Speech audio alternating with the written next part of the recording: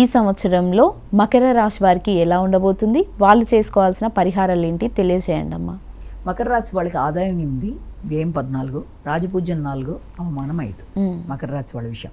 ఈ మకర రాశి వాళ్ళకి ఈ సంవత్సరం తీసుకున్నట్లయితే ముఖ్యంగా వీళ్ళకి స్టార్టింగ్లో సంతానం విషయంలో కానీ, సంతానంతో అభిప్రాయాల విషయంలో కానీ కొంత వైఖరిలో కొంత ఆశించిన స్థాయిలో లేదు, వారి యొక్క ప్రోగ్రెస్ ఇలా లేదు, లేకపోతే ఇలా ఉందని కొంత వాళ్ళు ఇబ్బంది పడుతూ, తండ్రి యొక్క ఆరోగ్యం గురించి కొంత చింతపడుతూ ఇలాంటివి ఉండడానికి ఆస్కారం అనేది ఉంది.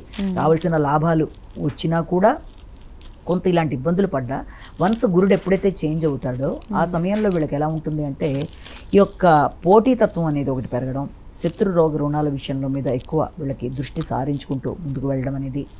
ఈ నేపథ్యంలో శత్రువులు ఇబ్బంది పడ్డానికి చేసే ప్రయత్నాల వల్ల మీరు కృషిశీలత పెరిగి, నైపుణ్యాలు పెరిగి వీళ్ళ గౌరవం అనేది ఒకటి పెరుగుతుంది. ముఖ్యంగా వృత్తిలో కొంత వీళ్ళ మాటల వల్ల కావచ్చు, లేకపోతే పద్ధతి వల్ల కొంత అభిప్రాయ భేదాలు లాంటివి, అపార్థాలకు ఆస్కారం ఉండే అవకాశాలు ఉన్నాయి. కనుక వీళ్ళంతవరకు అవసరమైన చోట మాత్రమే మాట్లాడడం అనేది మొట్టమొదట చేసుకుంటూ ముందుకు వెళ్ళవలసిన బాధ్యత అయితే ఒకటి కనబడుతుంది. దీర్ఘకాలిక పెట్టుబడుల మీద వీళ్ళు చాలానే ధనాన్ని వెచ్చించడానికి ప్రయత్నాలు చేస్తూ ఉంటారు. కాబట్టి ఆ విషయంలో ఆ దీర్ఘకాలిక పెట్టుబడుల విషయం అనే కాదు, దేన్నైనా ఖర్చుల విషయంలో, ఆకస్మిక ఖర్చుల విషయంలో కొంత తగిన జాగ్రత్తలు తీసుకోవాలి.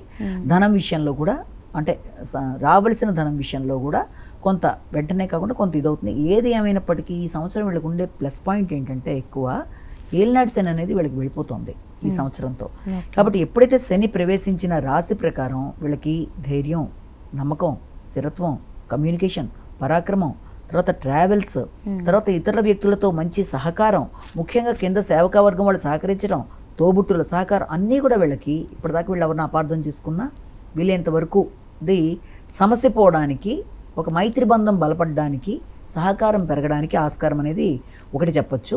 సంతానం కూడా అభివృద్ధికరంగా ముందుకెడతారు.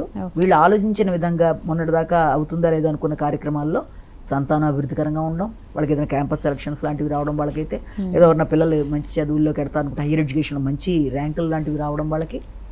అలాగే ఉన్నత విద్యకు సంబంధించిన విషయాలు, దూర ప్రదేశాలకు వెళ్దాం అనుకునే తండ్రి యొక్క ఆరోగ్యం కూడా ఇంత ముందు కంటే కూడా అనుకూలంగా ఉంటుంది.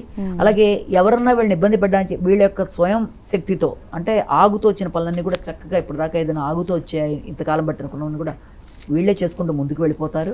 ఎవరన్నా మోసం చేయడానికి చేసే ప్రయత్నాల్లో కూడా వీళ్ళు వాళ్ళని అధిగమిస్తూ ముందుకు వెళ్ళిపోతారు. ఏదైనా గృహ నిర్మాణాలు అవి ఏమైనా మొదలుపెట్టినా వాటిని చేస్తారు. అలాగే ఈ రాహుకేతుల ప్రభావం వల్ల కూడా వీలైనంత వరకు వీళ్ళకి సామర్థ్యం పెరుగుతూ ఉంటుంది. తర్వాత దగ్గర ప్రయాణాలు చేస్తారు. కానీ వీళ్ళు ఎక్కువ కేర్ తీసుకోవాల్సిన విషయం ఏంటంటే ఎంత ఏలినాటి శని వెళ్ళిపోయినా ఈ రాహుకేతు ప్రభావం అనేది వీళ్ళకి రేపు మే నుంచి కొంత ఇబ్బందికరంగా ఉంటుంది. కాబట్టి మాటల వల్ల అపార్థాలకి, మాటలను ఇతరులు ఇంకో రకంగా భావన చేయడానికి ఆస్కారం అనేది, అది కుటుంబ సభ్యుల మధ్య కావచ్చు, లేకపోతే ఎక్కడ ఏ ప్రదేశంలో వీళ్ళున్నా వీళ్ళంతవరకు తక్కువ మాట్లాడాలి, ఎక్కువ వినాలి, గౌరవం ఇచ్చి గౌరవం తీసుకోవాలి. ముఖ్యంగా దీర్ఘకాలిక ప్రాబ్లమ్స్ ఏమైనా ఉన్నా వాటి మీద ఎక్కువ దృష్టి సారిస్తూ ముందుకు వెళ్ళాలి. అనవసరమైన ఖర్చుల్ని అదుపు చేసుకోవడానికి కూడా ప్రయత్నాలు చేయాలి. కాబట్టి వీళ్ళంతవరకు వీళ్ళు చేయవలసిన పరిహారాల్లో మనం ప్రధానంగా తీసుకునివలసింది అటు వినాయకుడికి సంబంధించిన పరిహారాలు లాంటివి, దుర్గాదేవికి సంబంధించినవి శ్రీ దుర్గా నమః చేసుకోవచ్చు. అలాగే దాంతోపాటు గంగానాధిపతి నమః చేసుకోవడం అనేది బాగా చేసుకున్నట్లయితే ఈ సమస్యలను అధిగమించడం సులభమైన